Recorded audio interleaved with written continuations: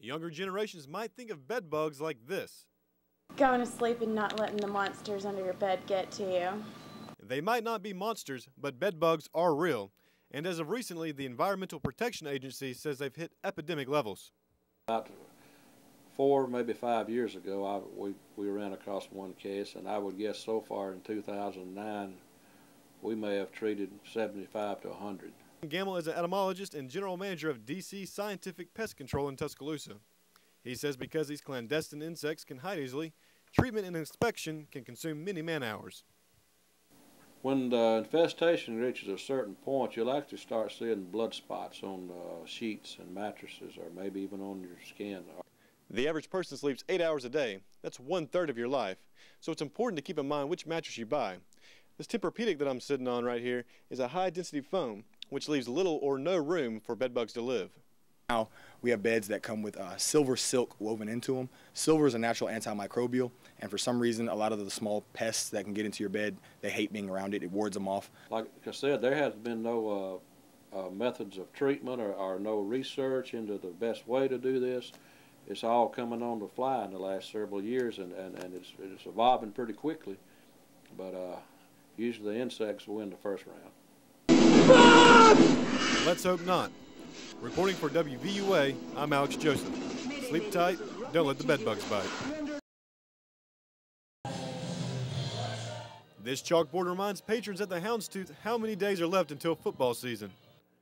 The air is full of energy and everybody just is excited. There are a lot of people in town. The more Alabama flags go up, we'll have our national championship flags up. A lot of people will be, the Jeep will be riding around playing the music.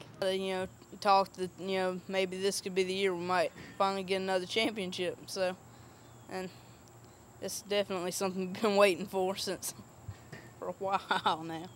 Todd Winery is opening a Bama Fever store next Saturday at Midtown Village, and he's banking on a good season. Well, exciting with a new quarterback on the field, with Coach Saban still being on the field as well. So we're bringing a lot of fans, exciting new year. It's kind of like a new year having a new quarterback. You never know what's going to happen. With only 44 more days left until Alabama meets Virginia Tech in Atlanta, Alabama fans say they have high hopes for the season and are more than ready to watch the Tide play in Bryant-Denny Stadium. Coach Stallings was here. It was very much the same. And now that Coach Saban is here, everybody's just all hyped up again, and I think great things are going to happen. Speaking of Coach Stallings, he was in town Thursday for a charity event. In regards to the start of a new season, it's important to remember what the players must go through this summer. Nothing really fun about two-a-day practice in the heat, but there's something you have to do to get your football team ready to play, and I expect Alabama to have a good year this year. Had a great year last year. Reporting in Tuscaloosa, Alex Joseph, WVUA News. We got here at about 5 this morning. Got up about 2. Couldn't sleep. I was excited. Amanda Boley isn't a regular camper, but then again, this isn't a regular campground. I enjoy this. Not a lot of companies will do this. Chik-Fil-A does this a lot.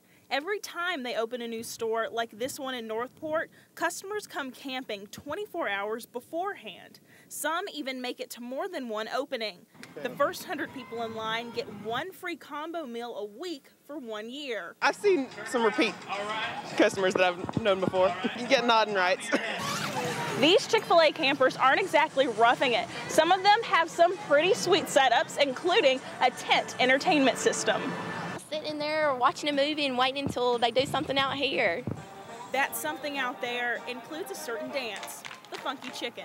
In Northport, Amelia Hastings, WVUA News.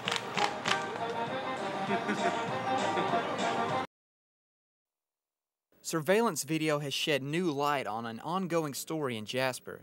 Tuesday, May 19th, Marcus Campbell's pet boxer Boost was brought to the Walker County Humane Society and euthanized shortly after. Humane Society officials claimed Boost showed aggression, which led to putting him down. However, attorney Brett Wadsworth says newly released video contradicts these claims. Contradiction. She said that he became aggressive when they tried to get him out of the pet carrier and they had to use a capture pole. Well, the video shows that he was not aggressive at all. He was wagging his tail and they used a leash. in that tape, I mean, it showed he wasn't nervous or nothing. He was just probably excited he fixed to make a new friend in there or something, you know. He had no idea what was happening. Campbell is suing the Humane Society, its director, and Walker County Commission. He wants to see some justice for his dog's death. I've said this many times, is that this case is not about money for me, and this case is not about money for Marcus. And, you know, we're in this until we see changes with the whole system. For them to follow the law and just treat people, you know, like they're people, and you know, that's it, and treat dogs like, you know, they're animals. The hardest video for Marcus to watch is footage of Boost being wheeled out of the shelter after being euthanized. I could barely watch it. It was, I don't know, it just a lot of different feelings, you know.